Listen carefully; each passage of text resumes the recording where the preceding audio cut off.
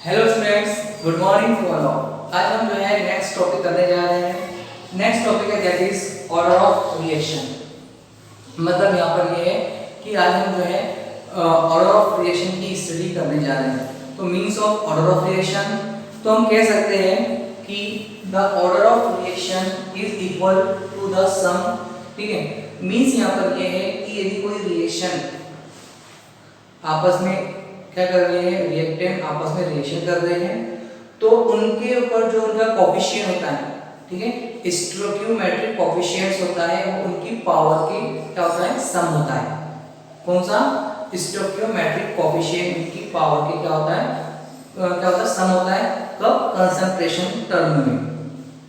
तो the order of reaction is equal to the sum of all exponent. ठीक है, क्या है यहाँ पर? ऑल एक्सपोनेंट मतलब जो है आपका स्टोइकियोमेट्रिक कोफिशिएंट बोल सकते हो उसको, या एक्सपोनेंट बोल सकते हो, उसकी घात बोल सकते हो, ये इसको बोल सकते हैं अपन घात। ठीक है, तो ऑफ कंसंट्रेशन, कंसंट्रेशन की घात बोल सकते हैं अपन, या exponent of concentration which appear in differentiate rate equation. मतलब रेट इक्वेशन के ऊपर जब हम रेट इक्वेशन की बात करते हैं, उस रेट इक्वेशन में सभी अभिकारकों जो रिएक्टेंट होती है उनकी कंसंट्रेशन के क्या होती है, एक्सपोनेंट होती है। समझते हैं इस एग्जांपल की ओर से अपन। फॉर एग्जांपल कि हमारे पास जो है रिएक्टेंट 1 ए रिएक्टेंट है, बी है, सी है। ये क्या है? रिएक्टेंट है।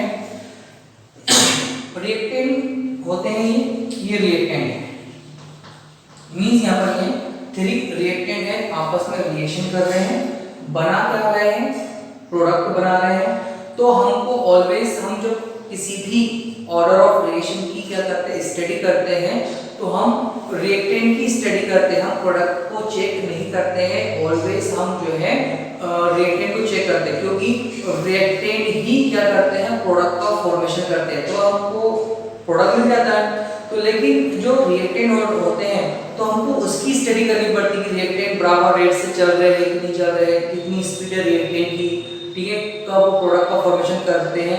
तो ऑलवेज आपको माइंड में आना चाहिए जितनी भी बात होंगी वो होंगी रिएक्टेंट की बात होगी, क्योंकि रिएक्टेंट ही सही होगा तो प्रोडक्ट का फॉर्मेशन भी जो है राइट होगा। ठीक है, तो जितनी भी बात करेंगे अपन, तो हम बात करेंगे इसकी बात करेंगे। जो कंसंट्रेशन टर्म यूज की जाती है वो रिएक्टेंट पे की जाती है, प्रोडक्ट पे कभी नहीं की जाती है। किस पे की जाती है? रिएक्टेंट पे।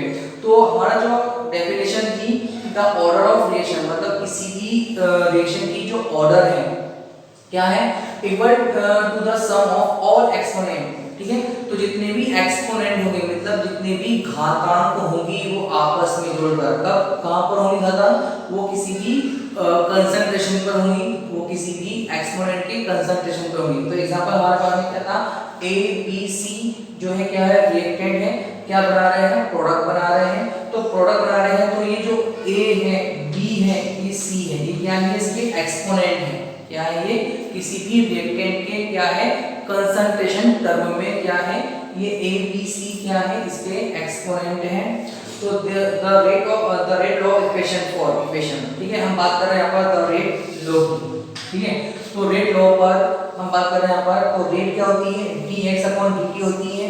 ठीक है, और dx/dt मतलब क्या होता है, k, और concentration of a reactant, concentration of a reactant A B C. ठीक है, और उनके ऊपर जो उसके एक्सपोनेंट क्या होते हैं, सम होते हैं, ए बी सी। ठीक है, तो P Q C, या अपन लिख सकते हैं यहाँ पर P Q C या A B C जो भी है यहाँ पर, तो A B C लिख सकते हैं अपन यहाँ पर। तो इनके क्या हो रहे हैं, सम हो रहे हैं, तो उसको क्या बोलेंगे अपन, ऑर्डर ऑफ रिएक्शन। मतलब ये ऑर्डर है, मींस यहाँ पर ये है कि रिएक्टरों ने आपस में पार्टिसिपेट किया है, तो उसको रेट लॉ में जो है रिएक्टेंट के कंसंट्रेशन के ऊपर एक्सपोनेंट के रूप में लगाया जाता है, और उसका सम होता है। ठीक है, जो ऑर्डर होता है उसका सम होता है। मींस एग्जांपल ये यहाँ पर कि अमोनियम NH4NO2, तो ये जीरो ऑर्डर रिएक्शन है।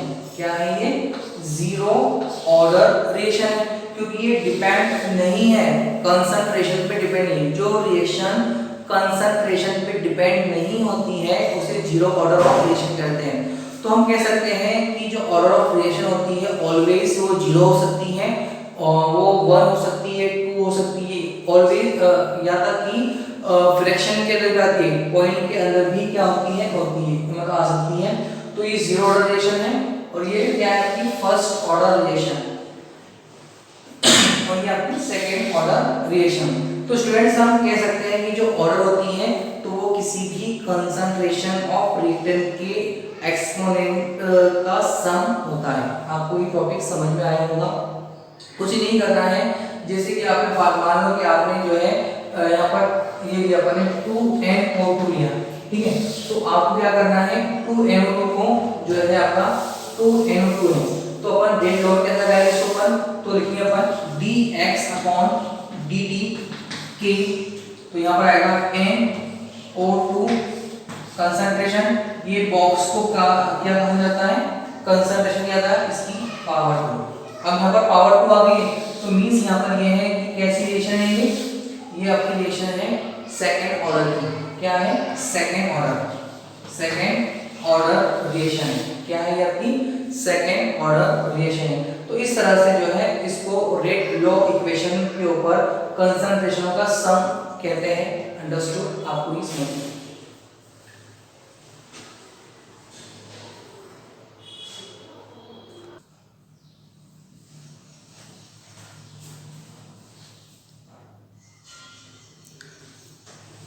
स्टूडेंट यहाँ पर जो नेक्स्ट है टॉपिक है, नेक्स्ट पॉइंट है molecularity of reaction. Molecularity of reaction means यहाँ पर ये है कि जब टू रिएक्टेंट आपस में जब क्या करते हैं रिएक्शन करते हैं, जब टू रिएक्टेंट आपस में रिएक्शन करते हैं तो उसे हम क्या बोलते हैं, क्या करते हैं वो प्रोडक्ट का फॉर्मेशन करेंगे। क्या बनाएंगे वो प्रोडक्ट का फॉर्मेशन करेंगे। तो हम कह सकते हैं कि जैसे कि अकॉर्डिंग टू कोलिजन थ्योरी, ठीक है, इसके अनुसार कोलिजन मींस क्या होता है टक्कर करना। मतलब टू एटम्स या टू मॉलिक्यूल्स जब आपस में टक्कर करते हैं तो उनके जो ओल्ड बॉन्ड होते हैं वो ब्रेक हो जाते हैं और न्यू बॉन्ड का फॉर्मेशन होते हैं। मींस यहाँ पर यह है कि यदि कोई ये मॉलिक्यूल्स हैं और ये कोई मॉलिक्यूल्स हैं आपस में टक्कर करेगा तो उनके द्वारा क्या होगा प्रोडक्ट का फॉर्मेशन होगा। तो according to collision theory number of molecules और ion taking part of reaction, मतलब जो है इसमें नंबर ऑफ मॉलिक्यूल्स पार्ट कर सकते हैं या आयंस क्या कर सकते हैं आपस में रिएक्शन कर सकते हैं। इन कोलिजन फॉल्ट मोलिकुलरिटी मतलब नंबर ऑफ आयंस हो या नंबर ऑफ मॉलिक्यूल्स हो जब आपस में क्या करें कोलिजन करें तो क्या कर सकते हैं वो प्रोडक्ट का फॉर्मेशन करते हैं तो हम उसे क्या कहेंगे मोलिकुलरिटी कहेंगे। तो मोलिकुलरिटी क्या हो सकती है, मोलिकुलरिटी जो है यूनिमोलिकुलर हो सकती है, बाई मोलिकुलर हो सकती है और ट्राई मोलिकुलर। मींस यहाँ पर ये है कि ये मॉलिक्यूल्स हैं अमोनियम नाइट्रेट, जब क्या करेगा ये डिकम्पोज होगा तो क्या बनाएगा नाइट्रोजन गैस और हाइड्रोजन मतलब जो है H2O का वाटर गैस का क्या करेगा फॉर्मेशन करेगा। तो ये कैसी है एक मोलिकुलरिटी क्या है यूनी है, मतलब एक मॉलिक्यूल पार्टिसिपेट कर रहा है, एक मॉलिक्यूल्स भाग ले रहा है तो ये क्या बनेगी यूनी मोलिकुलर बनेगी। इसमें जो है दो मॉलिक्यूल्स पार्टिसिपेट कर रहे हैं तो ये क्या बनेगी इसकी बाई मोलिकुलर बनेगा ये, और इसमें जो है तीन मॉलिक्यूल्स 1 2 और तो क्या बनेगा ये ट्राई मोलिकुलर बनेगा।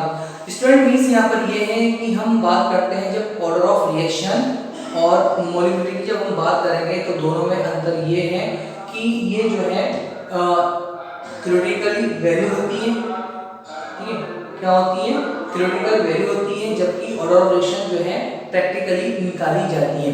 तो ये जो है ऑलवेज 1 मॉलिक्यूल्स पार्टिसिपेट कर सकता है, 2 मॉलिक्यूल्स पार्टिसिपेट करते हैं और 3 मॉलिक्यूल्स पार्टिसिपेट करते हैं, और इसके अलावा जो है 4 मॉलिक्यूल पार्टिसिपेट नहीं कर सकते हैं कि वो दूसरी रिएक्शन हो जाती है, ठीक है। तो 1 स्टेप वाली रिएक्शन में ऑलवेज सिर्फ 3 मॉलिक्यूल पार्टिसिपेट कर सकते हैं, मॉलिक्यूल्स या 2 मॉलिक्यूल्स या 1। जो 1 स्टेप रिएक्शन होती है उसके अंदर या तो सिर्फ 1 मॉलिक्यूल पार्टिसिपेट कर सकते हैं, 2 या 3। हाँ, एक से अधिक स्टेप वाली रिएक्शन के अंदर जो है बहुत सारे मॉलिक्यूल्स पार्टिसिपेट कर सकते हैं।